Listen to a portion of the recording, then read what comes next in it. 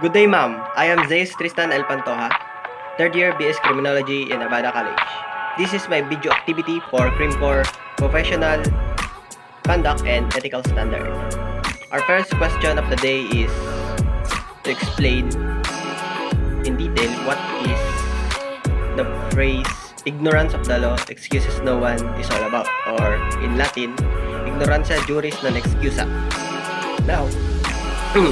Now, this law or doctrine explains that you cannot be excused for a violation you committed by being ignorant or by saying or giving an excuse that you don't know that there is a law that violates that certain action. For example, there is a foreigner, let's say Mr. Johnson from the United States of America. In the US, they have the right to bear arms, which is their second amendment. They have the right to carry their guns, their firearms, more lenient, more easily, or more, let's just say, in more liberation or in a more liberated manner. Now, in the Philippines, it is a violation of RA 10591, which is the comprehensive law on the regulation of firearms and ammunition. Now, Mr. Johnson carried his, let's just say he carried a 9mm Beretta pistol on the streets. Let's just say he carried his gun on the Jollibee in Pinamalayan, and he was caught in plain sight or in plain view that he is carrying the gun without a permit or without the proper license. Now, his excuse was he did not know that it was illegal to carry the firearm here in the Philippines. So that is so he explains that he did not know it was illegal here because in America it was possible. Now that is an example of the situation of the ignorance of the law excuses no one. Indeed, his actions, Mr. Johnson, was illegal and it was an offense or a felony if he violated a more serious or more grave crime which violates the special laws. Now we would go over to the next statement which we would explain, which is ethics is the only necessary knowledge. Well, I can agree. If you have ethics, you can be sure that you can live a fulfilling and ethical life.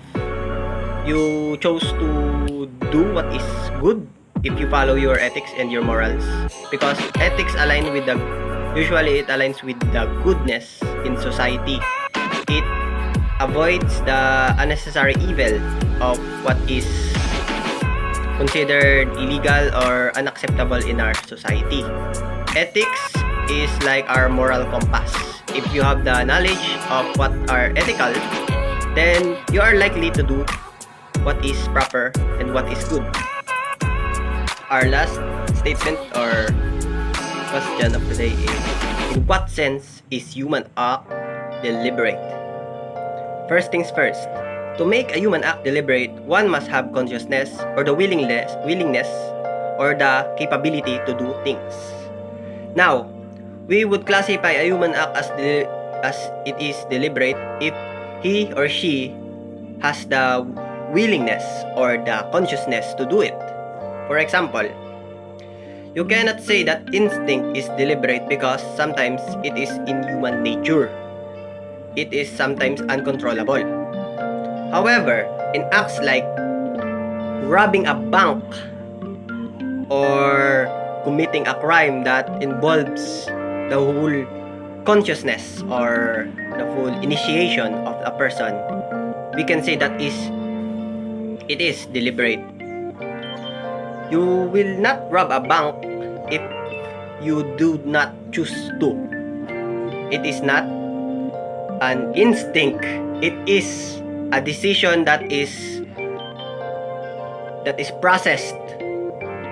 You chose to rob the bank because there is a circumstance to where you prepared you prepared your weapon or your threats, you go to the bank, you drive through it, there are many chances that you can cancel or stop what you are doing.